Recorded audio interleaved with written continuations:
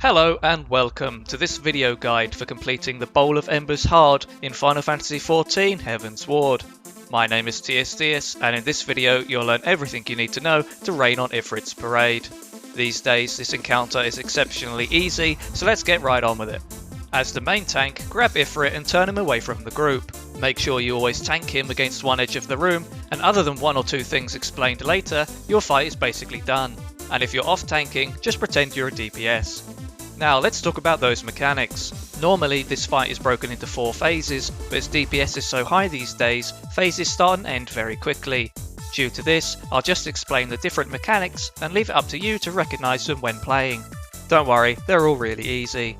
Throughout the fight, Ifrit will cast Vulcan Burst, which is an explosion type AoE centered on himself.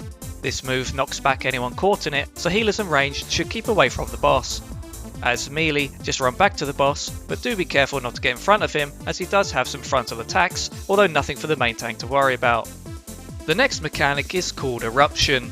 This move puts a very obvious crackling AoE underneath a random player. Just move away from it before it explodes. Later in the fight, multiple players will be targeted with this, and targeted players will have multiple eruptions to avoid before the attack ends. While you can interrupt Ifrit's cast of Eruption, it's honestly so trivial that it doesn't really matter. At 50% health, Ifrit summons 4 nails around the room. DPS should swap to kill these straight away, or you can end up wiping once Ifrit casts Hellfire after a short amount of time. Unlike back in the day, you don't need to waste limit breaks on these because your DPS will kill them no problem. After Hellfire, there'll be a couple of other mechanics to look out for. The first are plumes. These always follow a set order, but depending on how quickly the boss is dying, you might not see too many of them. First will be plumes around the edges to avoid, and after a while you'll have plumes in the middle. You can also get plumes that fill the entire area except for a safe spot directly behind the boss.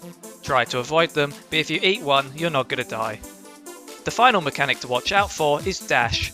You may see this earlier in the fight, as a single Ifrit will book it across the battlefield, dealing damage to anyone in the way. After Hellfire though, this attack is tripled with 3 copies of Ifrit to dodge.